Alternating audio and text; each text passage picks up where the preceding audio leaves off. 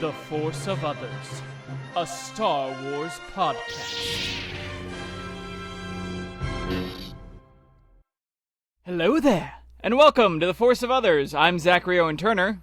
I'm Matt Poitner, and today on The Force of Others, we're talking all about the end of Andor. Andor Season 2 has come and gone, which means Andor has come and gone. Andor is Andover. But we're going to talk about it today. All of our deep dives, likes, dislikes, discussion points, all this stuff. But before that, we're going to dive into the mailbag for a question from one of our listeners in honor of the 20th anniversary of Revenge of the Sith. At the time of recording, it's May 20th. Yesterday, Revenge of the Sith officially turned 20 years old. So from friend of the podcast, Rocky Westbrook, we have a fun what if. How would the outcome of Episode 3 been different if Yoda fought Anakin instead of Obi-Wan? So, Zach, I'm going to hand it to you first. In an odd way, I think that the balance of the Force would still be the same. So, you know, end of Revenge of the Sith, you have 2 and 2. 2 Jedi, 2 Sith. I think if you send Yoda to fight Anakin and Obi-Wan to fight Sidious, it becomes balanced, but it's 1 and 1. I think Sidious wipes the floor with Obi-Wan. Like, not even, like, a little bit. Like, I think he, I mean, Obi-Wan is one of the greatest defensive duelists in all of Star Wars canon. However, Force Lightning, I don't know if he would know how to deal with it. I don't know, just the different level of Force powers between Sidious and Obi-Wan, I think, would be just an outmatch for Obi-Wan. On the contrary, I think Yoda, they talk about in Episode 2, he's like, oh, your lightsaber training rivals that of Master Yoda. So we know that Yoda is a great lightsaber duelist, and we know that he is on the level of Force as Sidious to catch lightning, and when he does the little... and absorbs it, and then, very Dragon Ball Z to me. But yeah, I think Yoda murks him, and he doesn't have the emotional connection to him either. So I think he's not pulling any punches. He's like, "Failed you have, young Skywalker," and murders him, and then you end up with Yoda and Sidious. And then Yoda can't get into Sidious after that because he's surrounded by clone troopers, and he might have think that he has failed the entire Jedi Order and still go into hiding. Failed I have, into exile I must go. So I think that's how it pans out. What about you, Matt? Well, in terms of who wins what fight, we feel exactly the same. But I'm a dork, and so I went a little dorky with this. So here's the alternate version of Episode 3.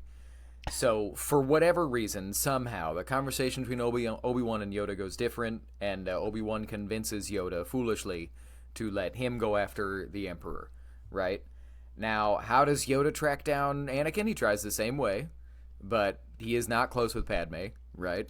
So, while he's talking to her, and Padme's doing a really good job of just defending Anakin and not giving up anything, Yoda's using psychometry and sense memory on her balcony at her apartment, and is like, oh, okay, Anakin was here, he's on Mustafar. He kind of looks into and hears that conversation as he's talking to her, and is like, well, may the Force be with you, blah, blah, blah, blah. Yes, farewell. And leaves to go kill Anakin. Obi-Wan gets immediately wrecked.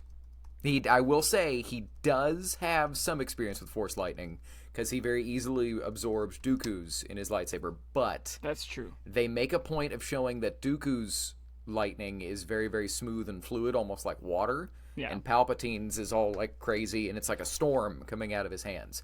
So it overpowers him, but as he's getting wrecked... And because Obi-Wan is a powerful Jedi, I think that he would be able to kind of hold off maybe a little bit as he's getting owned. Qui-Gon Jinn makes contact. Oh, cool. And tells him to let go and trust in the Force. I'll get to why in a little bit. So Obi-Wan dies. And vanishes. Right? Or, whatever. We'll say that he disappears, whether... It looks cool. He disappears. Yeah. Yeah, exactly. So, but Anakin senses Yoda's approach. Right? And does not come to be friendly like he does with Padme. I think you could get a cool thing where Anakin, force pushes Yoda's ship into the lava and Yoda jumps out. I actually think it's interesting if these two fight, because this has been set up, them having a confrontation in the last 2 Star Wars movies. Yoda is the only Jedi that had any prior indication that Anakin was dealing with anything because of the conversation they have earlier in Episode 3, right? With that crazy lighting on the eyes. Yeah. When sensing the fear of loss is a path to the dark side. Also, Anakin is the only Jedi that for sure knows that Yoda went on some kind of vision quest on Clone Wars, because Anakin is the one that Yoda was like, break me out, friends we are. And he was like, what are you doing? And like you said, and we know, they keep setting up that these two are going to fight at some point, because Obi-Wan's like, if you practiced your saber technique as much as you did your wit, you'd rival Master Yoda as a swordsman, just as you brought up, right? Yeah. So then, and you know, and again, the conversation they had in Episode 1, he tells Anakin everything that's going to happen to him the first time they met. Yeah. Fear leads to anger, anger leads to hate, hate leads to suffering. And Yoda could say something like, as they're fighting, you are not the chosen one. There is no balance now. Only hate and suffering, and you have done that. But there's a problem. Because Palpatine dog-walked Obi-Wan in 2 seconds and can sense that Anakin is in trouble. Mm-hmm. So he comes after him, same as he does in the movie. Also, Padme, worried their Jedi friends are going to hurt Anakin, rushes to Mustafar. They both arrive as the duel ends. The other thing that I think you pay off here, lest we forget, the end of Yoda's vision quest on Clone Wars, this is season 6, right, is Yoda has to sacrifice himself to save Anakin, even though he has every indication that Anakin has fallen to darkness. Remember, in that same vision, he sees Anakin kill Dooku, can't stop him, and then Palpatine is lightninging Yoda, he's using both hands to deflect it, and then sees that Anakin's about to die, and chooses to just save Anakin at the cost of his own life. Yeah. That happens here. As Padme lands, he kind of like force pushes Anakin onto the ship, and we'll say that he's aided by the Force ghosts of Qui-Gon Jinn and Obi-Wan Kenobi. One of the original ideas of Return of the Jedi was that Obi-Wan and Yoda appeared to help Luke as he was fighting the Emperor. Cool. Right, they were blocking lightning. But then we'll say that Anakin awakens to find Luke and Leia born, healthy, alive, and Padme as well, and he realizes that he got everything he wanted if he got out of his own way. So they go on the run. Anakin trains the twins in secret as Padme, Bail, and Mon Mothma slowly prepare the rebellion. Cool. So in this weird way, everything's better. But Palpatine's still Empire, and then you still get Luke and Leia. But Luke and Leia are trained by Anakin and Padme. Or not trained by Padme, but everybody's together. Yeah. I mean, Anakin probably got wrecked in some way, but I don't know. I didn't think about it that hard. I thought about it enough. But there you go. There's our 20th anniversary Revenge of the Sith question. If you have a what-if question or any question that you want to ask us, put it in the comments below or send it to forceofothersradio@gmail.com. But in the meantime, Zach, how was your week, and how did Star Wars find you this week? Yeah, week was good. A lot of Star Wars found me this week. I finished Mask of Fear. So Nice. Next week I think we can have our book review, our first Force of Others book review. Yeah. Get into the archives. But yeah, week was good. Really, honestly, really kind of long week at work. We have entered summer, and it is summer. And like, I was supposed to. I don't need to bore people, but I worked hard this week and was at work later than usual, so catching up on sleep. But the way the Star Wars found me this week, finished Mask of Fear and finished Andor Season 2, and I started a rewatch of Rogue One. And let me say, if you watch Rogue One right after Andor, it changes that movie completely. You're like, Jin who? Andor's the main character. What are you talking about? What? Yeah. This is Jin's movie? No! That guy I just spent 20 episodes with, that's his movie. Yeah. But there are some really nice payoffs, some slight continuity errors I've noticed, but besides that, some cool stuff. The continuity error, if we're going to talk about it, is they're in the cell in Saw Gerrera, and Cassian goes, "This is a first for me." It's like, no, you were in a prison for a while. But he was also a spy, and he could also be like, I'm not telling this blind man who knows the Force all of my secrets. But it's a great rewatch, and I realized, man, Rogue One's fun. Like, it moves. It moves at a pace that Andor doesn't. But that is not to tear down the last 3 episodes of Andor, because I think they were great, and we will get into that in a bit. But Matt, how was your week? Yeah, I had a real good week overall. Just things are good. Like listeners, y'all know that I'm in kind of my downtime right now, work wise. Always working a lot. Zach saw how much my phone was blowing up when we were starting to record. Yeah. But without any classes or shows actively in rehearsal, things are somewhat relaxed for me. But the biggest way that Star Wars found me is I can now say that I have completed my performance of the original trilogy. I have a little group called the Shakespeare Players, where we perform at a brew drinkery, and I say, which is a it's basically Chili's in Granbury, Texas. But and I say performed loosely because the bit with the Shakespeare Players is it's drunk Shakespeare. Cool. And so for Star Wars, in May of each of the last 3 years, I have taken Ian Docher's William Shakespeare's Star Wars adaptations, cut them down immensely, added a bunch of lines, and we did The Jedi Doth Return this last weekend. We did, and so we've done Star Wars, Empire, and The Jedi Doth Return, and it was very fun, and I got to do my Palpatine impression, which is always fun. And that was the biggest way that it found me. The other way that it found me, I have also finished Mask of Fear, and I'm reading Fate of the Jedi, which is fun to get into the EU for the first time in a while. I'll talk more about that when I finish it. But the biggest way that it found me, and I'm going to be very, very short, but almost 200,000 people liked a tweet this week. Wow. It's not from us. Oh, okay. That's not what I'm saying. I was like, why didn't you tell me about this? No. No, I got in many fights over this tweet because it was 200,000 people liking a tweet saying that, and I'll put it below, but that OSHA turning the lightsaber red on the Acolyte breaks canon, which It doesn't. is not correct. That is objectively incorrect. She has, and the fight that I got in repetitively on our Twitter account was people, because they were all like, well, why didn't it change when Anakin touched it? I was like, because he's not touching the crystal. Neither is she. And I would show them the close-up from the show of her touching the lightsaber crystal, and every single one of those people stopped responding. So 200,000 people did not deem the show worthy of being watched.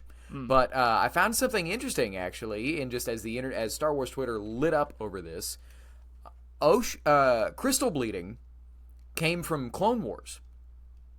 It was in discussions with Pablo Hidalgo, who was one of the heads of the Lucasfilm Story Group, because it's not in those episodes. It was in the discussions while they were making those episodes. The Gathering, which is the younglings when they go to Ilum and they get their crystals. These were George Lucas conversations. He wanted to show how Jedi get their lightsabers. And one of the things that he talked about, apparently, was that that's how Sith do it. I don't know if he came up with it specifically, but we all know George was actually behind most of the lore in Clone Wars. So that would not have happened without his creativity.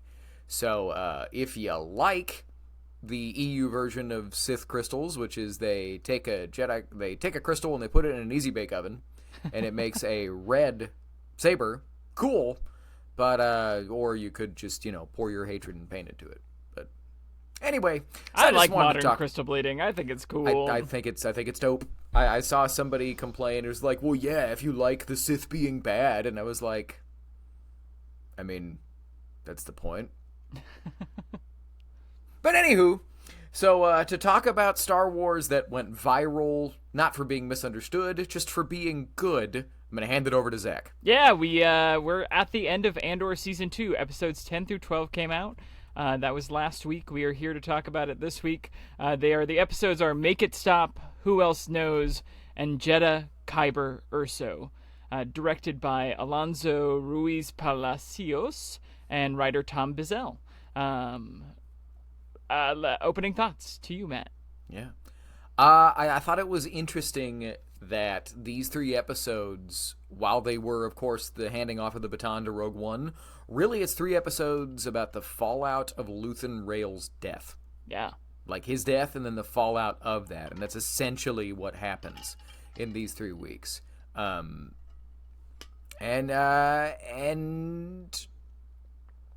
I'll save that for closing thoughts. Handing it over to you. Yeah. I didn't expect them to stick the landing, and I think they really did. That's my opening thoughts. You know, I felt Cool. I was like, how are you going to connect this to Rogue One?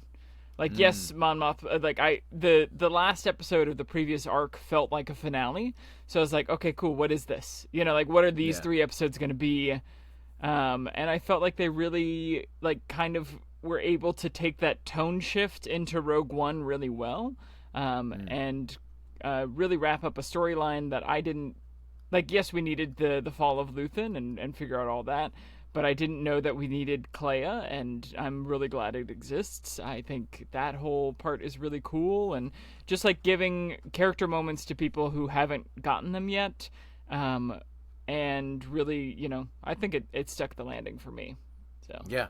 Yeah. Oh, I should have said that. I liked it. Yeah. It might have sounded like I didn't. I did like these episodes. Well, let's get into our likes. Matt, do you want to start with your likes? Sure. You know, as Andor comes to an end, let's remember the stuff that we really, really loved about it. I thought this was a fun thing. As soon as episode 10 opened with when the flashback was all Lonnie and Luthen, I was like, okay, Luthen dies here. Yeah. Clearly. I really, really liked the show saying that all of the Imperial activities that we have seen on Andor, it's all fronts for the Death Star. Yeah. All of it. I did not expect that, and I thought that was really interesting. Also, sidebar, I'm an idiot. Is it Lonnie Young or Young? Young. Lonnie Young, Young's agent, the double agent in the last episode to save Mon Mothma that they had to kill. The reason they knew about it was Lonnie. I'm stupid and didn't connect those names. No, me neither. Yeah. I was like, oh my God. And I face palmed. Wow. Yeah. That's some nice cool. Connectivity. Yeah. And then, I mean, of course, Dedra in the art shop. Yeah. That whole scene. And then just that she's playing along with him, and neither of them, like, he has no idea how much she knows yet until she sets down the Starpath unit, tying it back to the very beginning of the show, the first thing that she knows that he stole, and then from then on, they both drop their facades. Yeah. Right?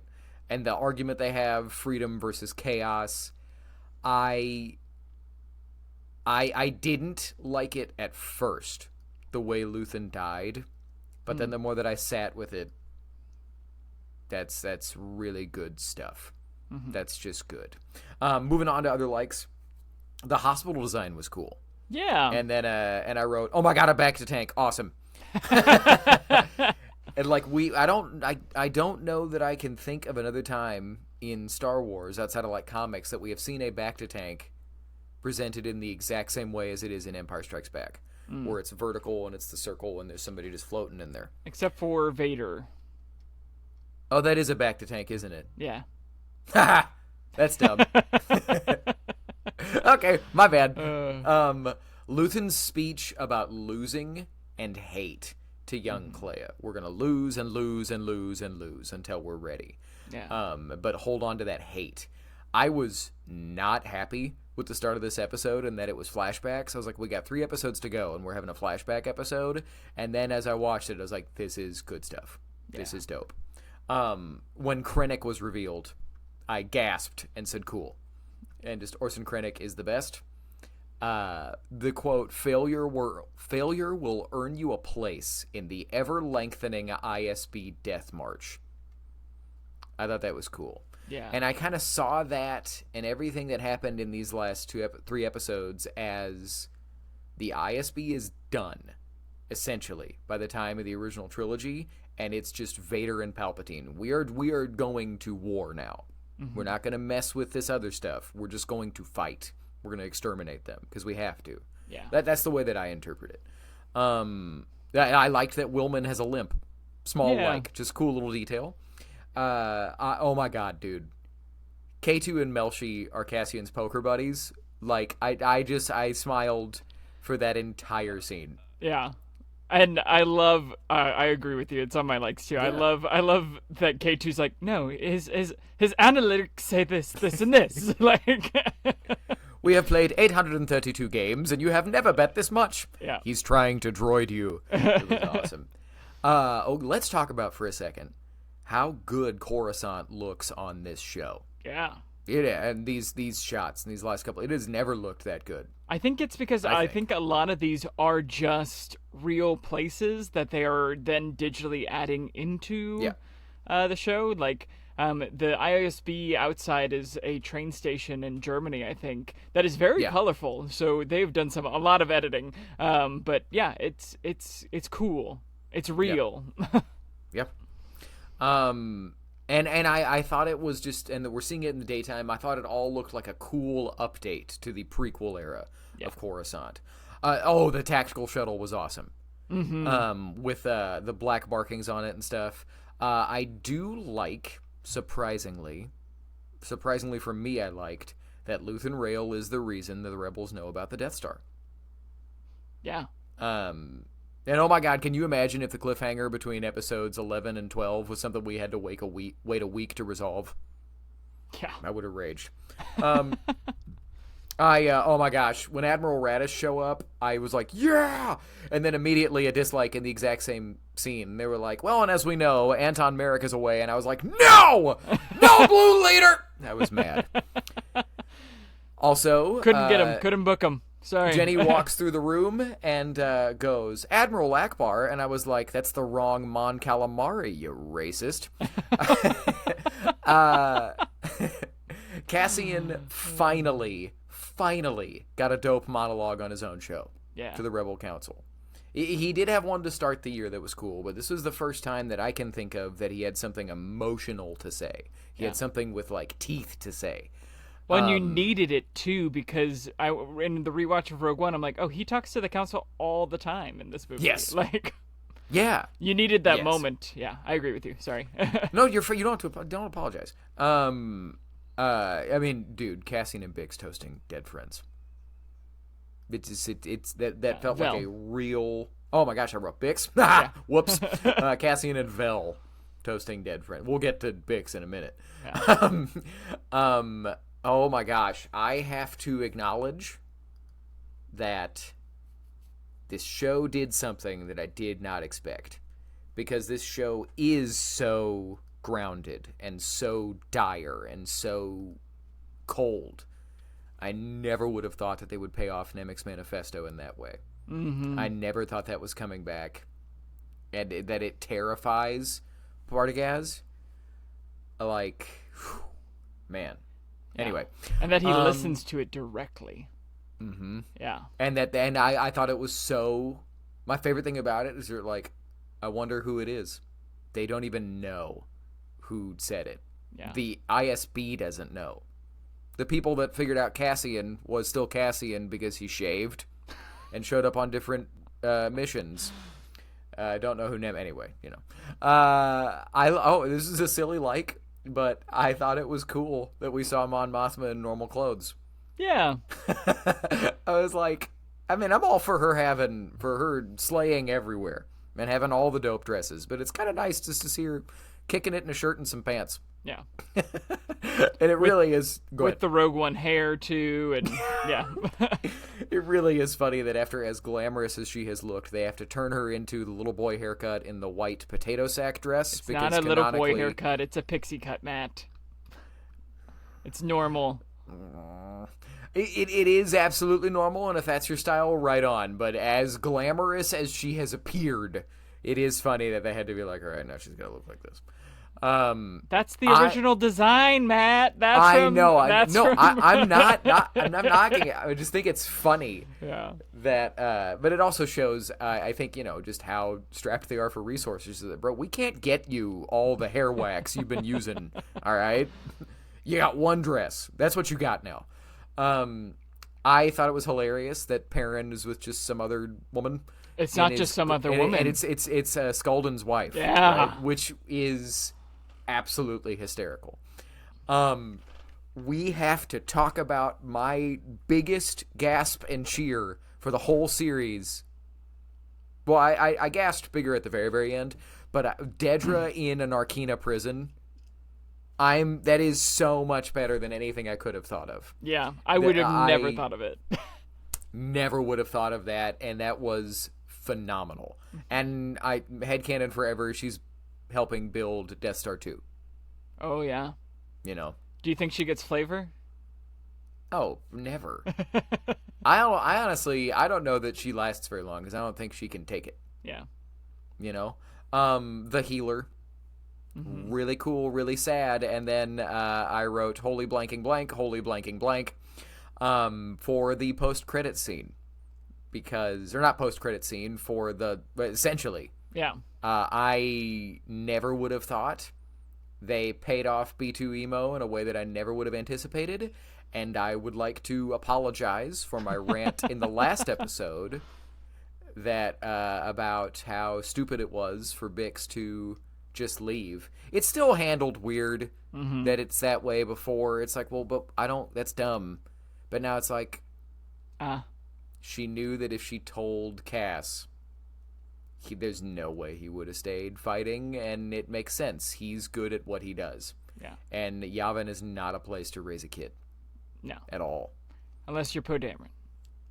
Well, yeah, exactly. That's the funny thing. But that's after. It After the is. original trilogy. It is. I have to comment on that, though. There are so many people that I've seen saying, oh, confirmed, Cassian's kid is Poe Dameron. And I'm like, I got really bad news for you. His parents are confirmed to be other people that have been all over comics in canon. Shara and Cass Dameron. So that would be cute if another Star Wars character was related to another Star Wars character, but somebody else. And then my last I know I had a lot. They gave us the Star Wars theme in the end credits, and that affected me a lot more than I thought it would. I just kind of found myself sitting there listening to the music, and then that happened, and it, I'll talk more about it later. But okay. Them's all my likes. What about yours, dude? I got a lot. So Awesome. I love that Lonnie finds out about the Death Star. I think that's so cool that it's him that figures it out, and like you get that payoff.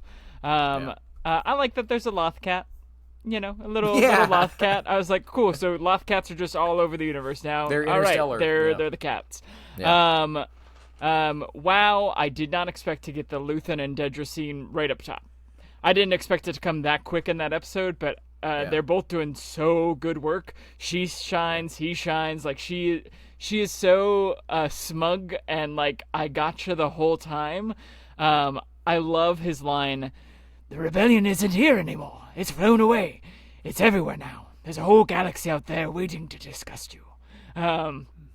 Just Luthen, good stuff. I gotta say, you kind of ruined it for me a little bit, because when he doesn't explode them both in the thing, I was like, oh man, now I want that. Oh, he just cut himself. Oh no. But it did create a better overall episode, which I am happy for. Yeah. I loved seeing the degradation of the safe house. Like, without Bix and Cassian there making it a home, it is just a room that, falls to ruin. The actress who plays Clea does such great work over these 3 episodes. She is so convincing and wonderful. I cannot believe this is her first professional acting gig. Yeah, right? Straight out of college. Crazy. Holy crap, good for her. Wow. Her backstory is pretty cool, too. I love her little lock. Her little, she puts it on the, lockers. Oh, yeah. All her little spy toys are really cool. It's cool to see a Star Wars hospital. I liked the old alien, the ET-esque alien. Yeah. And the firing squad and the backstory is very brutal, but I loved seeing the alien behind her, a young Clea, in that scene, because it's a Bardotan or a Fui, which is the guy from Pod Racer in episode 1 who goes, yeah! It's that guy. And I was like, all right, look at that frogman. Well done. Which took me a few days to realize who it was, but I was what species it was, but I was like, man, that guy's so cool looking. So that was a nice nod back to episode 1. And I really love the kiss on the forehead of her sending her dad off. It was such a beautiful moment of vulnerability from a character who is so strong the entire season. Next episode, I'm so glad for the recaps of the show because it really does kind of set up the tone for each episode. Holy crap, Krennic is so intense in that scene. When I saw some theories online that when he says "say it," he's expecting her to say Stardust and not Death Star, and Death Star means that she has gone so much further than the project name of Stardust, and I think it's a surprise to him. Which I was like, that whoever clocked that on the internet, good job, good job, my friend. She is so similar to Cyril in her blind passion. Dedra is. When you look at the two characters, when you look at them, you're like, oh, that's why they work together, because they both have that blind, oh, no, I'm supposed to catch access. I'm going to do whatever I can to do so, including stealing files on a secret thing. But it was part of my jurisdiction. I don't care. I'm trying to do some good. Like, they're both, like, so, like, in their ways about what they think they should be doing. They don't realize that they have, doomed themselves, which I thought was really cool. I love that they think it's 3 people in the hospital and it's just Clea. They're like, this has to be a team of 3 or 4, and it's just her, like, being a BA. The Morse code machine is pretty cool, and they're like secret, like, old radio. Best of luck to both of us between Krennic and Partagast. He's like, save it for Palpatine. It's like, like, I love that they are both scared of Palpatine and what he could do to them. And K2SO is perfect. He's perfect in these episodes. We've broken 17 rules so far. Turn off that comm. 18.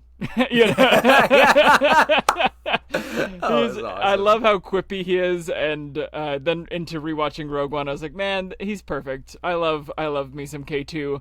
And the last episode, so it's part of my dislikes too, but for cosplay ability, I love that these stormtroopers don't have any helmets. It's cool, and it's like, they're firing a little bit better, they're seeing a little bit better because they don't have the helmets. But man, does the show not like stormtrooper helmets. It really hates them, and it kind of turns them just into cops. He even hands them the vest, and I'm like, oh, cool, that's a bulletproof vest. I liked the stunner grenade that they throw in, and that it produces a wave and like hits them all back. I thought that was really cool. K2 using the ISB agent as a shield is so brutal, but you're also like, cool. If the reason that K2 dies at the end of Rogue One is because of the special blasters that certain people have, right? He's just hit over and over, because we've seen them deflect normal blaster bolts. That guy probably had that blaster. He knows that can kill him. Here's a body, I love that the costumes and the hair are the same for Bail and Mon as in Rogue One. That was a cool thing to see.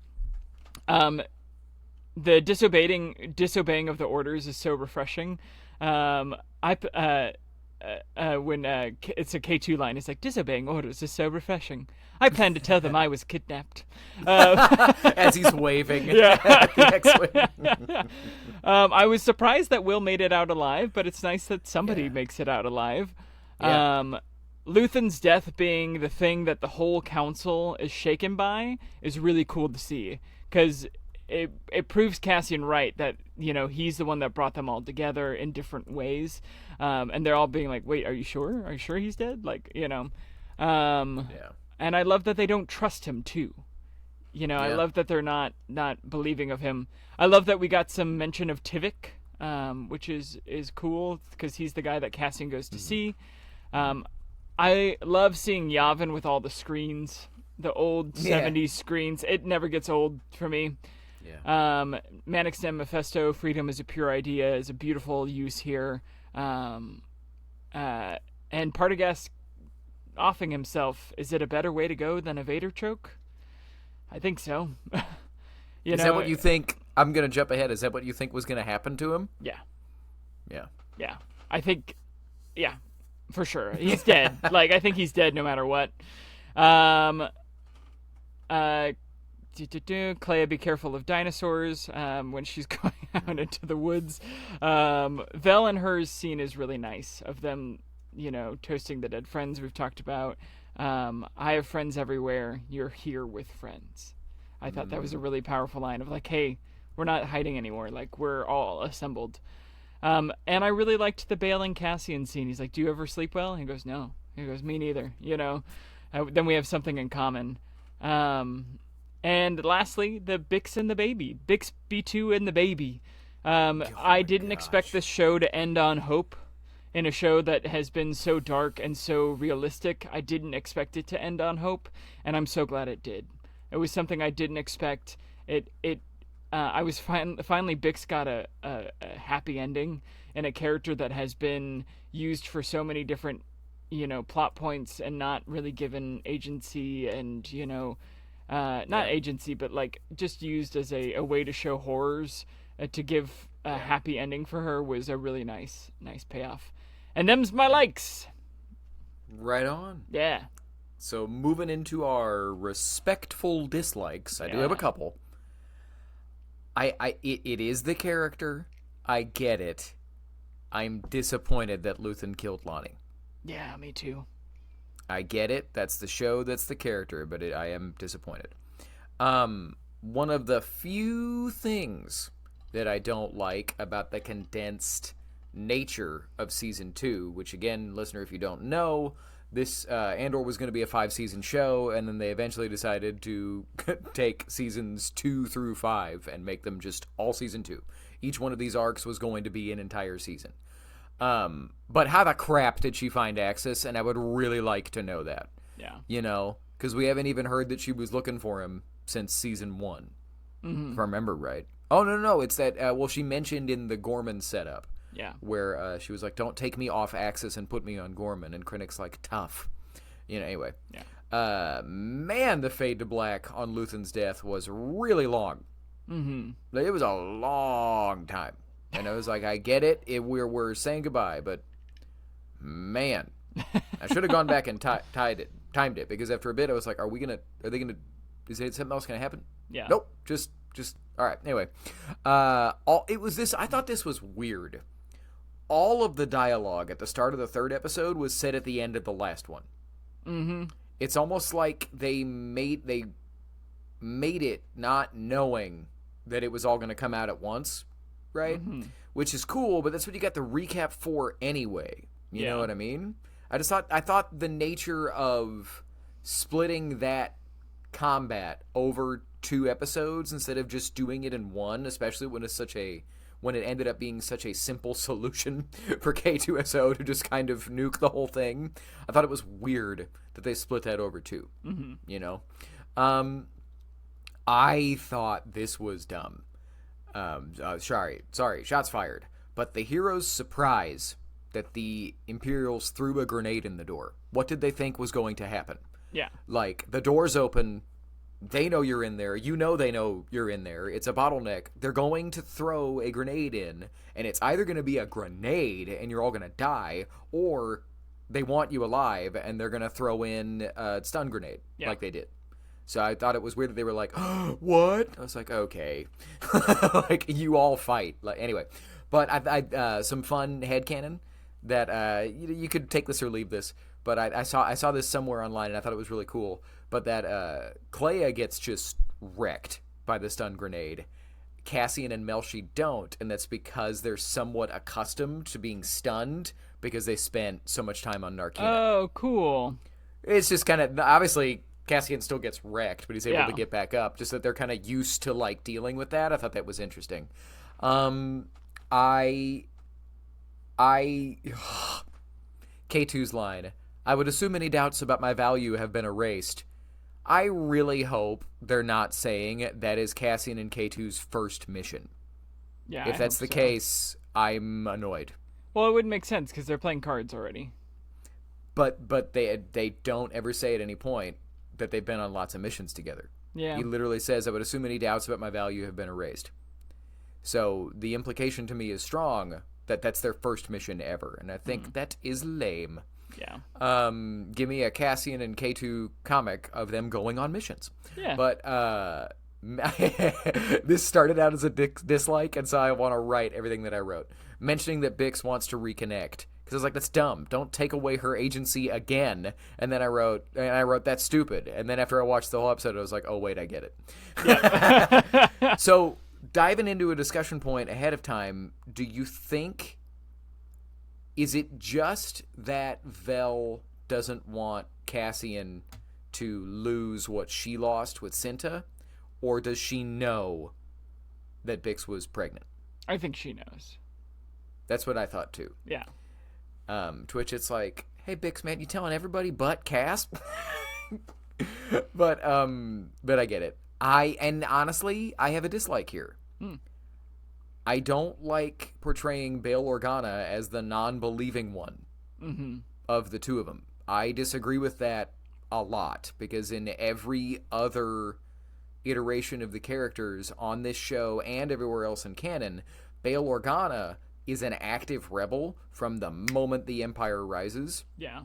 And Mon is like, let's pump the brakes, let's back off, let's do it. And now him being the one like, I don't like this Cassian Andor or this Luthen Rail. Yeah. I thought was odd.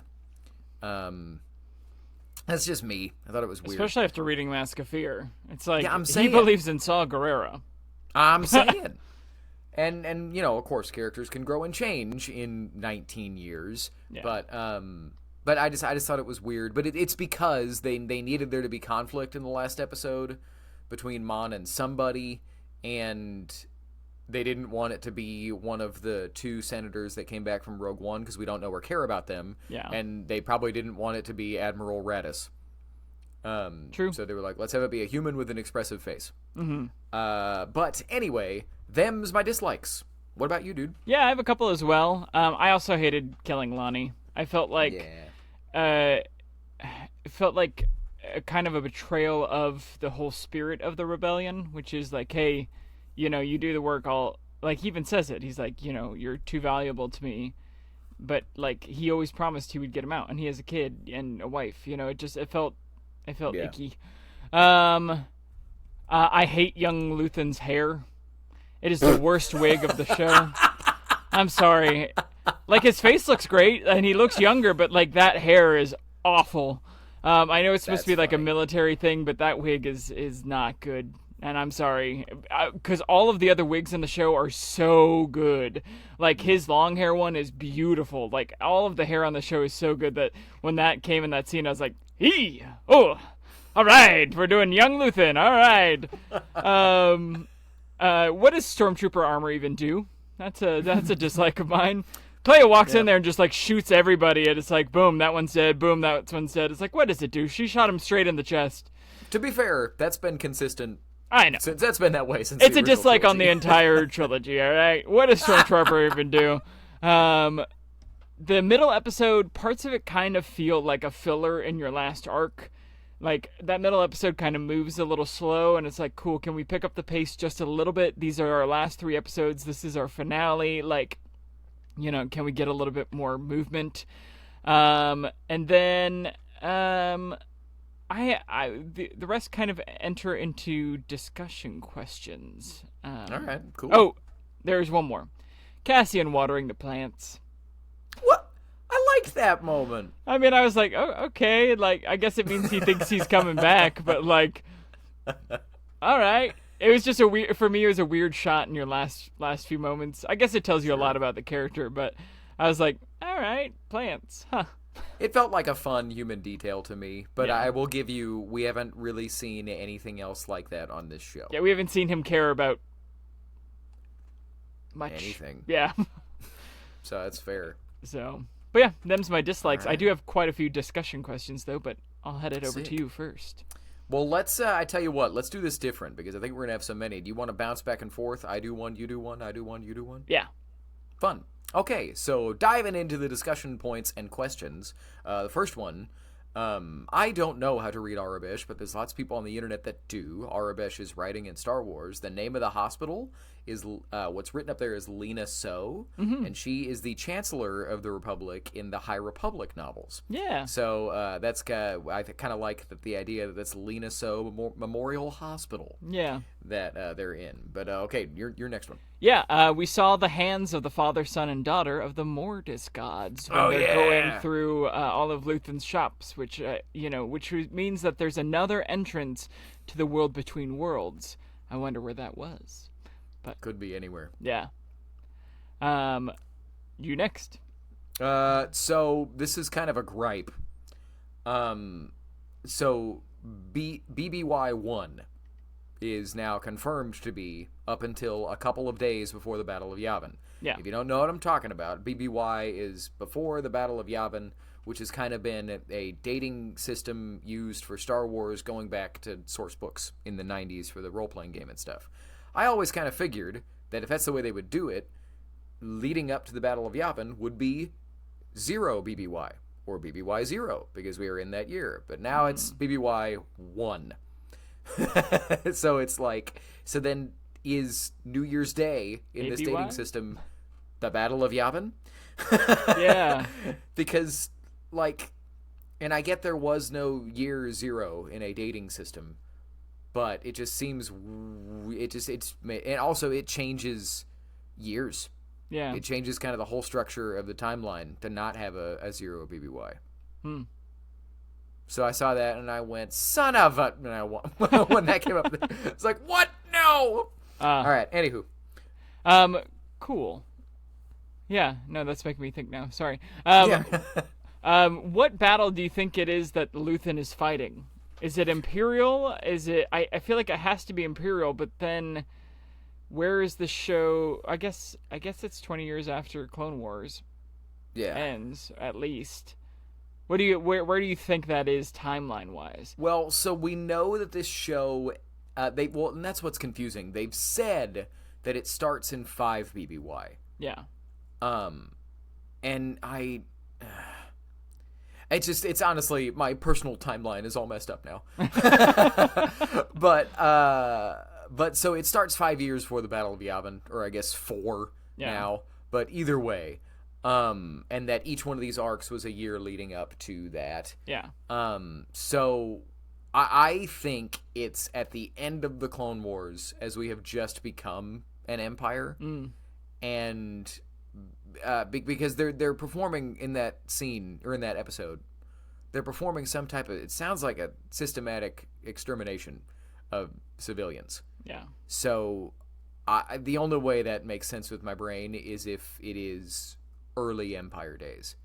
If that's Republic, I don't really like that. But that also doesn't make sense because they're normies and they're not clones. We know there were some Republic forces that were not clones, but they were rare. Yeah. So I figure we're talking like early, within a year of Revenge of the Sith. And which I think makes sense to me. If he's someone that fought for the side of the Republic and then sees them win, but it all crumbled down around him, and now he has to do stuff like this. Yeah. You know, I don't know if I answered your question. No, I mean it was a discussion. Like we're trying to figure it out. So, but yeah. Yeah. You next. So I thought this was interesting. Ultimately, Dedra got in trouble because she was accidentally forwarded emails. Yeah. Like, she didn't really do a lot of digging. She got accidentally forwarded emails and never fixed it. Didn't report it. I thought that was kind of silly. And looked at I it. I thought it was interesting and dumb. I was like, come on, dog. All right, you. So, 2 things on this, but the whole Sergeant Lear I want to talk about a little bit. Yeah! Lear being Luthen Rael's original name. One, I think it's a little silly to take your name and put it backwards if you're trying to hide. Rael, Lear. I didn't even get that. I'm so stupid. Yeah, so I'd be like, I'm not Zach Turner, I'm Zach Renrut. It's a little too close. But I loved him being Lear because that is such a inspiration for the character, I think. In King Lear, he has a great speech. I will have such revenges on you both that all the world shall. I will do such things. What they are, yet I know not, but they shall be the terrors of the earth. Which is beautiful when you think about what Luthen has done. He is just bent on revenge. He does the terrors. He does do the things that he won't see the light of day, the sunrise he will never see. It's very consistent with King Lear and having this older character. And, I thought that was really a nice little nod to the Bard. So That is dope. yeah. We have to clip that. Yeah. Because I didn't put that together. That's dope. Mm-hmm. Good stuff. We went to acting school. Yeah, we use our degrees. So K2 has memories from before his reprogramming. Because it's like, I was at a parade once. The Emperor was there. So he can access his pro-imperial life. Yeah. I just thought that was interesting. I also thought I noticed this the first time I watched it and I forgot to talk about it. But in the Gorman Massacre episode, when Cyril walks into the room and is surprised to see 6 KX droids in there, one of them is kind of looking at him and looking around at the room, and the others are just kind of sitting there. I think that's K2. It has to be. I think K2 always had just a spark of individuality that the others just didn't. Mm-hmm. A wire got crossed, and he had a soul. Huzzah. Yeah. How do you feel about stormtroopers in hats? So, that's literally the next thing I was going to bring up. I like that they call them ISB marshals. Oh, okay. So, I was like, okay. Because at first I was like, this is weird. It makes sense for the Imperial Security Bureau to have kind of their own SWAT team of sorts. But it's... my biggest dislike is that we didn't see them before anywhere. Yeah. Because it makes sense. It's cool. But yeah, it was clearly just because Gilroy and company didn't want to have the final standoff being people in helmets going, "Show us your hands. Hey, come on. What are you doing?" Because they're like, that's silly. We want faces. Yeah. It So, did that's really really help all it it as was. a dramatic scene. Sure. But yeah. I don't know. I'm like, cosplay cool. Like I'm excited for the cosplay abilities. All I got to do is get some armor. I have a helmet, but like get some armor, throw on a hat. I'm I good. didn't even think about that. That guy even has a beard, which feels very, very anti-imperial. He's bald with a beard, and you're like, all right, cool. If he shaves, he might be someone else. I didn't even think about that. We could. Oh my god. No, they'll be able to track him because he shaved anyway. Yeah. I didn't think about that. We could do ISB Marshall cosplay. It Yeah. would be probably reasonably easy. I say that. Everybody that actually makes costumes is mad at me right now. It's not easy. It's not easy to make costumes. Just to make a helmet alone. I mean, I didn't make the helmets I have, but I have a 3D printer, and I'm in the process of making some other armor, and it's like Cool. you gotta do like multiple layers of different things and shiny and painting, and it's an art. Sounds hard. Yeah. I'll stick to fan fiction. Confirmed in the StarWars.com episode guide, that was Naboo. Yeah. That Luthen and Clea hit. Confirmed it was Naboo. Specifically, it was a location that was used in a deleted scene for episode 1, the one where Qui-Gon, Obi-Wan, and Jar Jar, they surface in the bongo, and then they have to rappel out of there as it goes over a waterfall. Yeah. It is, Hever Castle in the district of Kent, England. Oh, cool. And then England ILM, and not Italy? I know.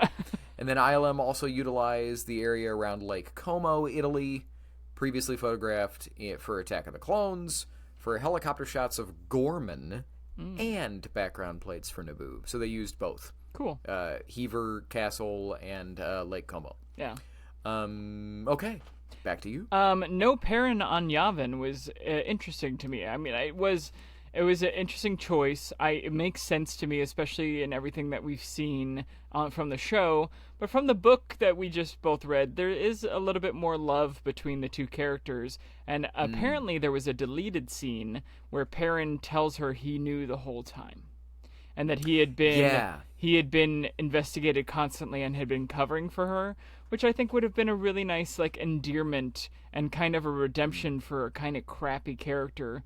but it is also interesting to give her no attachments. You know, like her kid hates her, her husband's sleeping with Skulldun's wife. Like, you know, that's you know, the scene was deleted for a reason. It doesn't exist in canon, but it's interesting to have that just completely fall apart. But it is, I guess it makes sense to me, but just something interesting. Can I say interesting again? Interesting. I saw that too, and honestly, I hate is strong. I dislike the idea of that as a concept for a scene just completely. Yeah. That doesn't make any sense to me. He's so clearly pro-Empire the whole time. Mm-hmm. I feel like that would have been a hat on a hat, writing-wise. I also think the story's way better if it's just that she had to sacrifice everything for the rebellion. Her daughter and her husband, even though he sucks, and her life and all her money and her nice dresses. It all had to go away. Mm-hmm. And she has to wear a white sack now. But yeah, I kind of pushed back against that. Mm-hmm. So I don't know. Maybe if we saw the scene, I'd be like, oh wow, that's actually incredible. Yeah. But I don't know. I think he's better as a turd. I agree. So okay, another Gilroy quote. He says, "People wanted to know if we were going to resolve Cassian's sister. She's much more valuable to me for Cassian as an absence. His need to return and save people and to be a savior. And that compulsion to do that comes from this hole in his life, and I didn't really want to fill that in." And I thought that was interesting, but what do you feel about that? Yeah, I have it on here too. I was like, why? What is the point of showing her in the dream again? You know, like, it feels like it came out of nowhere. We haven't talked about it the entire season, which is supposed to be 5 seasons long. You know, like, to never resolve it. Like, I get that, you know, you don't, sometimes people are just gone. And, like, I think that is, you know, interesting for the character. But, I don't know, it just felt like it came out of nowhere. And I would have wanted a little bit more of her influence. Like, if she's gonna be his Force ghost, like, let's see it more often. Like, if he's ever, because we have seen scenes where he's like, you know, I don't know if I should do this or this, and then he chooses to go the one way. Like, what if you make his sister's remembrance the thing that makes him go that way? So maybe it's just a result of cutting things down, but it did seem kind of out of nowhere that last time.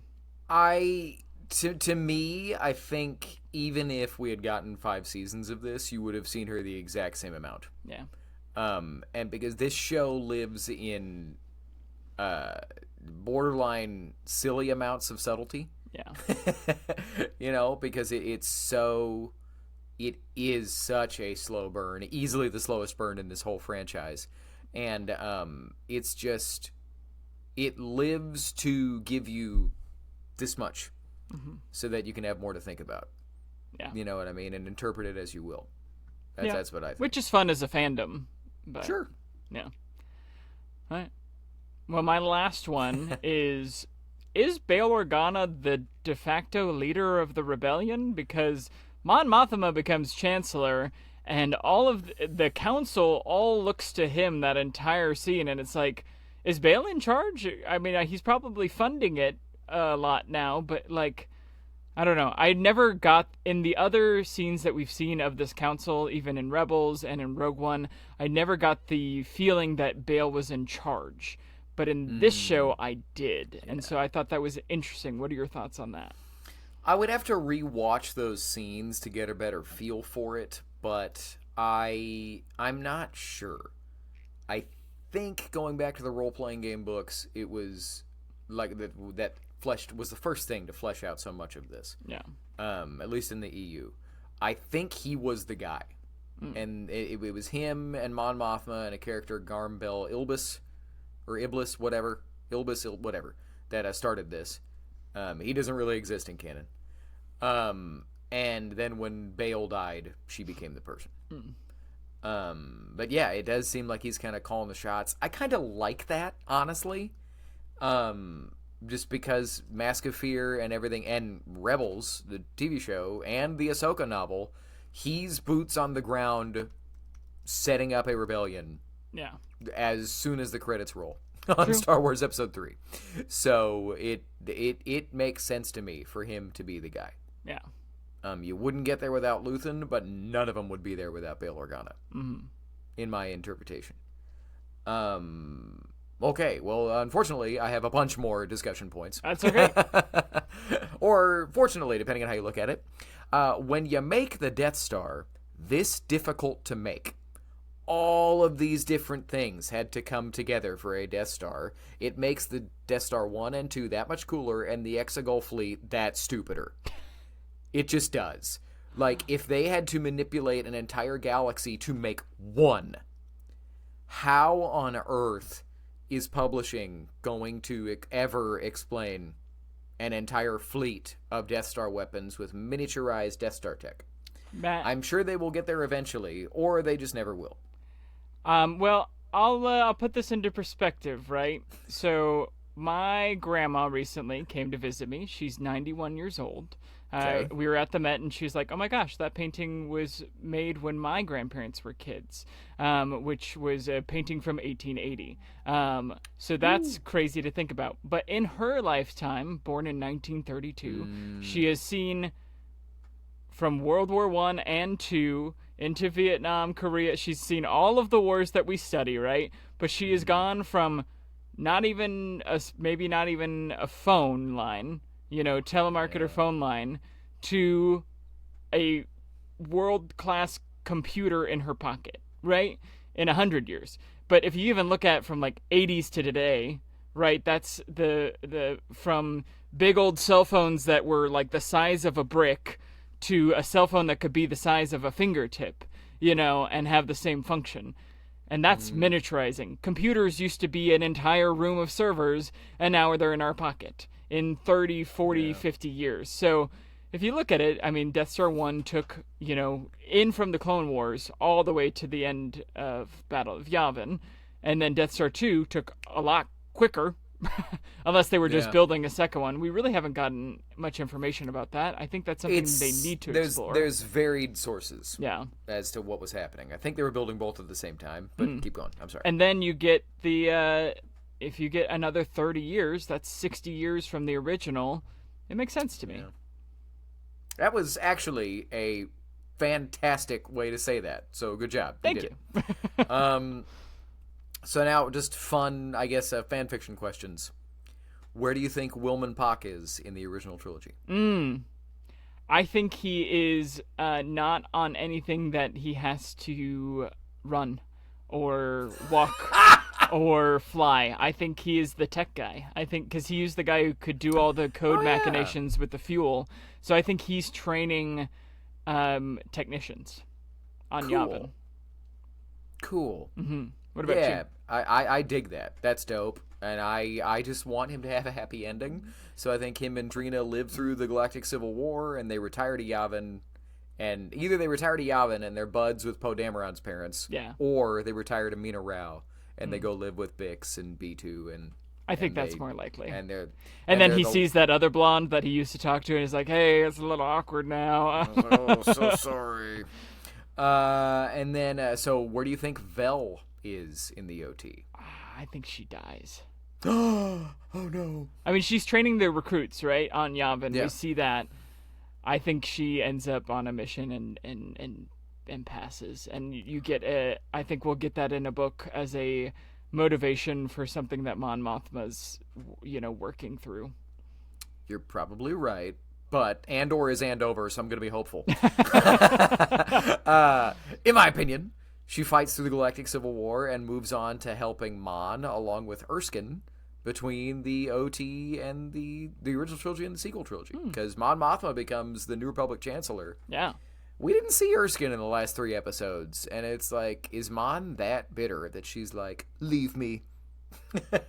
Probably not. Think so. He probably wasn't on the episodes. But I think him and Vel are some of Mon's closest advisors. Yeah. And they help her politically in the New Republic. That's my hope. I just hope if she does survive, I hope Vel finds love.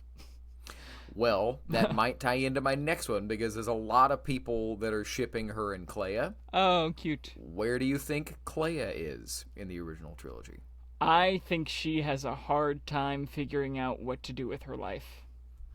I think she is somebody that has been committed to a cause in one certain type of way for so long that it is hard for her to deal. Honestly, the death of a parent, right? I'm lucky enough to not have had that happen yet, but it does, from people I've seen and, grandparents and stuff like that, it does change you. So I think either she becomes a big part of the rebellion or she, just kind of goes her way and off into the sunset. I think that's less likely, but I think she takes a while to figure out where she gets to be in that rebel alliance. I don't. Yeah. I mean, it would be cool if we get a comic of her finding her purpose in training new spies. Like, give me the Rebel Alliance, like, spycraft, like, hey, Cassian's dead, we need new people to infiltrate, we need fulcrums. If she's training all the new fulcrums, that's what I want. I just came up with that. I've been thinking, because she's always the one, she's the old school operator. Yeah. Right, connecting phone wires and stuff. What if she is like, because there's so many times in the original trilogy that we see people with headphones on listening and scanning things. I don't know that she's ready to be kind of like you're saying, kind of like just a rank and file joiner and to follow orders. I think she would struggle with that. But I think she absolutely could be like the head of Fulcrum. Mm-hmm. Oh, that would be awesome. Well, there you go. I think she becomes the head of Fulcrum. Yeah, which means she has to meet Ahsoka and maybe what's his name from Rebels. Maybe because the Rebels crew stays on Lothal. Mm-hmm. They don't really get involved, and we don't know where Ahsoka's at during the Galactic Civil War. But we know that she's a Fulcrum, and we know that what's his name that turns to the rebellion? Yeah, I know what you're talking about. Callus. Yeah. Agent Callus. I just don't. Agent Callus, I think, could happen. It depends on whether or not he stays on Lothal with the rest of them. Yeah. But I don't know. I think it makes more sense if Ahsoka was like in the world between worlds with Ezra and had a delayed freedom back to Malachor, and when she comes out, it's after the Galactic Civil War is over. Yeah. Like the time stream got weird. Mm-hmm. So maybe eventually, but yeah. Headcanon. I don't know if they're actually going to do this, but this is my headcanon until it's different. Lucasfilm is building the next generation of Rogue Squadron, and it is Wim from Skeleton Crew, Jason Syndulla, Poe Dameron, and either Cassian Jr. or Marva Cassian Andor, depending on Brasso Marva Cassian. What the Brasso Marva Cassian Luthen Rail Clem Andor. Oh, Clem. Canon. Clem would be a good name in reference to his dad. Except for how that name sucks. Yeah. And no. Bix would be like, that's the worst. We're not going to name you that. Grief Kirgo. What'd you say? Isn't he like Grief Kirgo at some point? Yeah. Varian Sky Andor. Yeah. Anyway. Andor. I like that I really want it to give credit to this It could be a girl too. It could That's be what I was saying. That's why I was saying yeah. Marva. Yeah. Marva. Yeah. Marva would be the name for sure. Yeah. But I really want to give credit to the show for ending with that much hope. And I literally, when they cut back to Mina Rao, to that planet, I was like, why are we here? And then I saw Bix, I was like, no. And I gasped and like grabbed my face, and I'm pretty sure I started crying. If we ever do reactions, I'm going to get memed to death because I am the most over-emotional little dweeb that has ever lived. And I was like, and I just sat there and just cried. Yeah. For like that whole Just that It's- beautiful shot. It's very reminiscent of End of Revenge of the Sith, with the babies and Yeah. And it made the whole design of the planet made sense. It's like that's why we had this idyllic wheat planet so that you could get that shot Yeah. at the end of the story of just there's somebody that got a happy ending, and it's heartbreaking that Cassian is never going to know. Also, you were correct about Brasso covering for that guy because he's in that last scene. Oh, I didn't notice. Yeah, Nice. he's there with all of them, like, chatting it up. Last thing I want to talk about before we go to our closing thoughts. I found out about this late in my weekend, and I didn't get to get the names and the details, but this is factual about the development of this show. Gilroy originally pitched what the show is, and Lucasfilm was like, nah, we're going to go with this other guy. And his pitch was Cassian and K2 going on missions every week. And for whatever reason, they decided not to do that. And so they went back to Tony Gilroy. And this was in the era where Disney was like, you make any and every show you possibly can, and you just get it up on Disney+. Yeah. The streaming environment in general is frankly folding. But we'll see where it ends up. But how would you have felt, knowing what this show is, everything that it has given us, how do you feel about an alternate version that was Cassian and K2 going on missions every week, being rebel spies? If you had told me pre-Mandalorian that was the pitch, I would have been like, heck yeah, let's do it. Let's do it. I'm here for it. But that's kind of what Mandalorian was, and to be frank, I find parts of Mandalorian boring. Because it is just like, all right, cool. What are we doing this week? Not expanding the story. Great. Mission. Fun. What are we doing this week? Another fun one.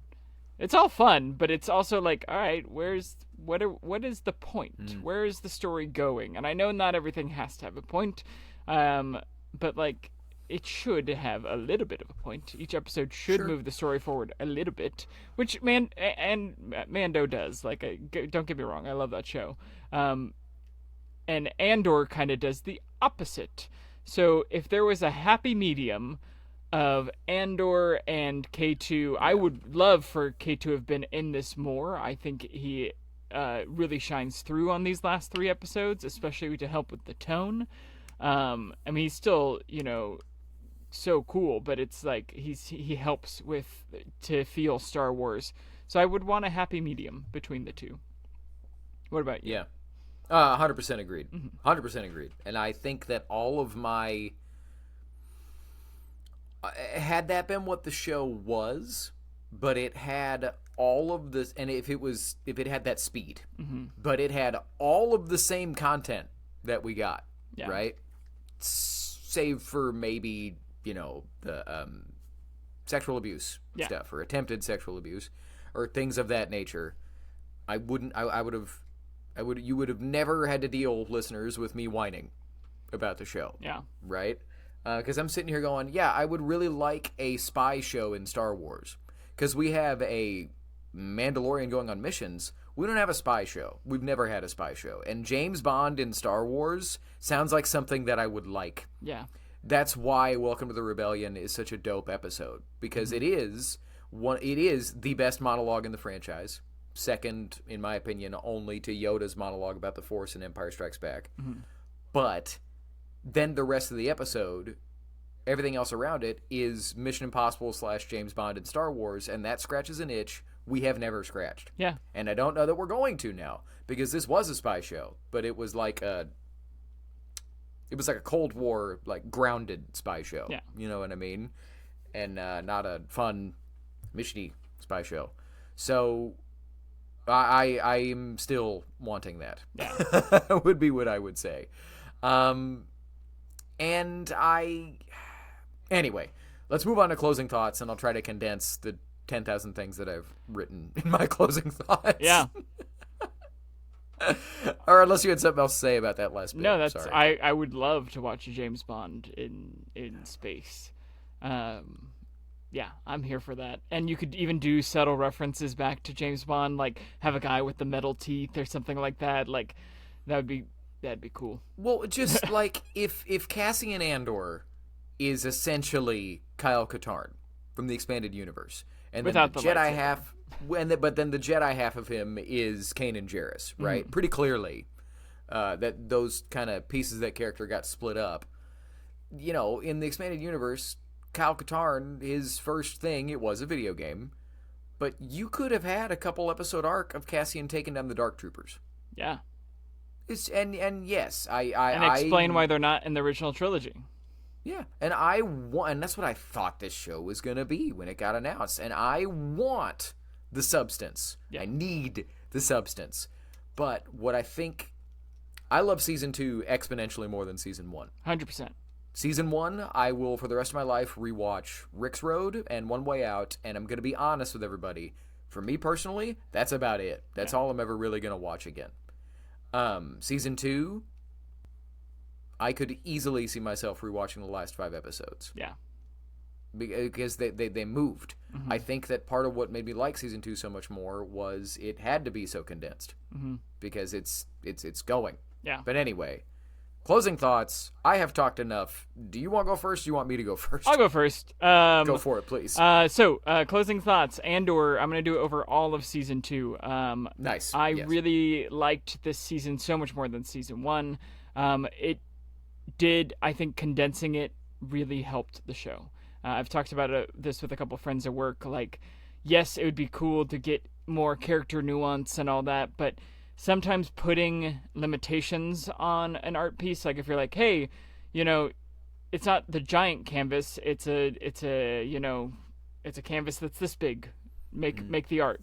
Sometimes that can really help focus an artist, which I think it helped focus Tony Gilroy. Because sometimes if it's so big and so much time, you're like, okay, cool, how do I fill this space? And I think that really helped this show in general. What I want from this show now, because Tony Gilroy has talked about, wanting to take Andor to theaters. I want the supercut. I want them to bring in, what's his name from that 70s show, who has apparently a prequel supercut that is so good that I have not gotten to see, that I've always wanted to see. Bring him in, set him on Andor, and let me get a supercut of seasons 1 and 2 of the Topher Grace. Topher Grace, yeah. Give me a 2.5, maybe 3 hours. Give me a 3-hour movie of Andor, which is a hard thing to do. Or even give me a 4-hour. I'll say 4 hours. Give me 2 movies, one for season 1.5, the other for the second half of the season 2, and give me the supercut. Well, shoot, if we had time, I could do this. But, not trying to like I could do this, but like I mean, it's somebody out there will do it online. But that's what I want to see, and I'm glad that the show exists. It did some really cool stuff for the universe. I'm glad that they kind of realized that it needed to move a little bit more.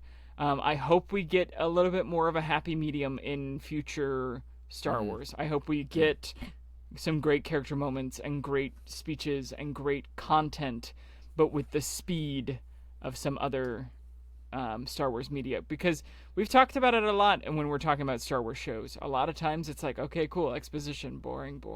All right, now we're moving. Okay, this is kind of fun. Now, this show is almost, it's almost both. It's almost too slow and just right, So if we can just if we can learn from this and continue forward, I think we're going to get some really good Star Wars. Yeah. But overall, great performances, great actors, great acting. Happy it exists. Yeah. Happy to see what's next. Yeah. So closing thoughts for Andor for all time. The biggest thing that I take away from this show is this is fact.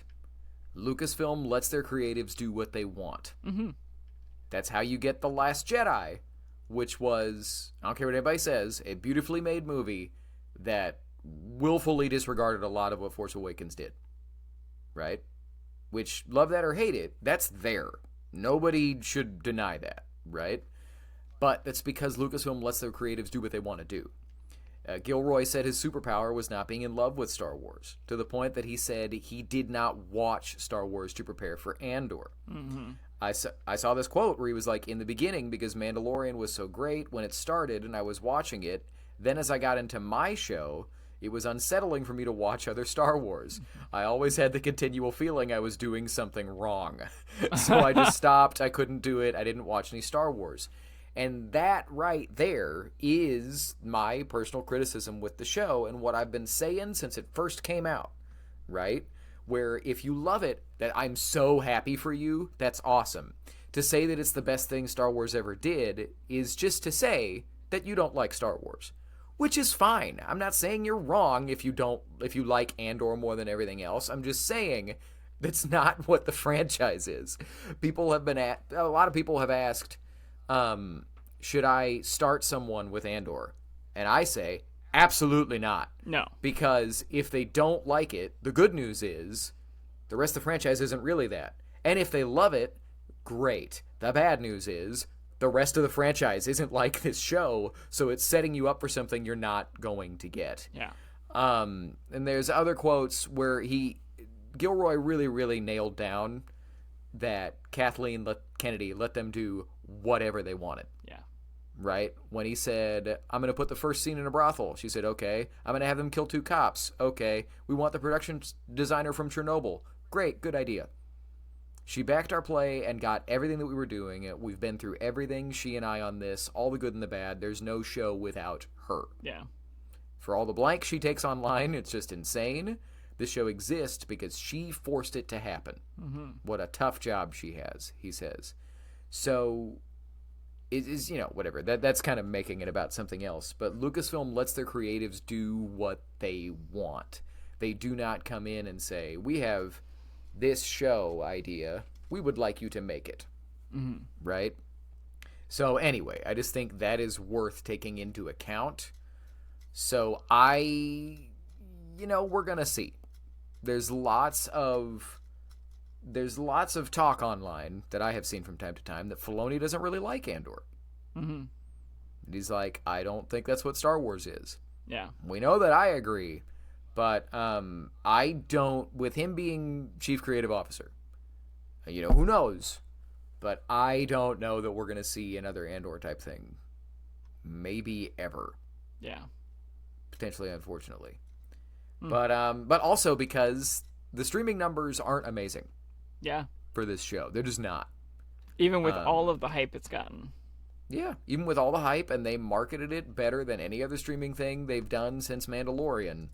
The streaming, and you can't get clear streaming numbers. It's the nature of that type of media, but what has come out has not been stellar. Yeah. So, anyway, last thing I got to say, because I've talked enough, just going back to the liner notes for George Lucas from 1974. Talking about how Palpatine was Richard Nixon. And then when you watch the prequels, and Newt Gunray is named Newt Gunray because it's a mix of Newt Gingrich and Ronald Reagan. Gunray. Star Wars has always been intended to be political, and it has always been, always been a, oh my gosh, I'm forgetting the word right now. But it has been a discussion on American politics. Mm-hmm. Not exclusively, but it has been a discussion on American politics. And whether you agree with what it's saying about American politics or not, whatever. But you cannot deny that it's there. I've seen a lot of people saying that's not what Star Wars is about. And if you can watch this show and not see what they're talking about, that's crazy to me. Sorry. This is the wokest show that Disney has made by far. By far. I told Zach I was going to try and find a nice way to say this, and I didn't. So I just, and I'm not saying that you have to agree with what it's saying about American politics. Whatever. But to say that it's not there, that is wild. Yeah. For me. Oh, I mean, it's not just there. American politics, though. It's history. It's not. And it. Yes. And if you're seeing something in it, I mean, it's because history repeats itself, and you have to stay vigilant. Not to get too but I'm political, saying, but Lucas has always been intentional. There's lots of interviews from the 70s the rebels where he's are the talking Viet Cong. about... and that's more recent, but even back in the 70s where he was talking about how the Empire is America in the late 60s. Or what America at the time period, where it's like, are they going to go Empire or are they going to go Republic? Which was going to happen? But the last thing I'll say about the tone of Star Wars, as political as Star Wars has always been, George made Star Wars instead of Apocalypse Now. Yeah. Because coming out of Watergate, coming out of the end of Vietnam, he made American Graffiti and saw how much people needed positivity and needed joy and needed hope. So he chose to make a political space opera that was hopeful, that had joy, that had speed and intensity and fun and meaning, lots of philosophy, but was escapist and was approachable for everybody. So I love that Andor exists, and I will love to show it to people for the rest of my life. They're like, I want something meatier. And I'm like, hey, do I have a Star Wars project for you? But Star Wars has got to have... Yeah, things need to evolve and change. But Star Wars has to have the hope. It's what we've said to death. And the all that show being ended said, on hope, thankfully. And it did. It got there. Yeah. I just could love some more along the journey. Yeah. The 70s media that inspired George to make Star Wars, you can look it up. All of the movies were about dark anti-heroes having to sully their morality to get the job done. All of the movies were like that, and that's part of why Star Wars was the biggest blockbuster that it was at the time. Yeah. Anyway, we weren't around, but I have read lots of books. So, Zach, how can the people find you or get involved with what they just watched or listened to? Yeah, you can email us at forceofothersradio@gmail.com. You can get into our comments, reach out to us on Twitter, Instagram, Facebook. Not anymore. Sorry, not Facebook. YouTube comments. We are here. We respond to your comments. We actually want to hear from you. We want to discuss these things with you. So please comment below, email us. We might even have you on the podcast. I have a couple of people I think maybe lined up, which I haven't told Matt about, but I'm very excited about.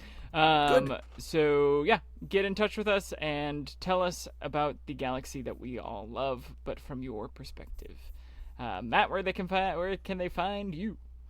All the same places. I mean, if you want to talk to me and not like the show, I guess, you can find me on Instagram and Facebook and YouTube. Good God. Instagram, Facebook, and Twitter. And you'll discover there that I am just as much of a space case as I am when I'm talking to you. Let us know if you agree or disagree with all of our Andor takes, and let us know if you disagree what I had to say about the Acolyte at the beginning of the show. But it's canon, dog, so I don't know. Anyway, you got anything else, man? No, that's it. Freedom is a pure idea, and, be good to each other. Right on. And remember, the force of others will be with you. Always. The Force of Others, a Star Wars podcast.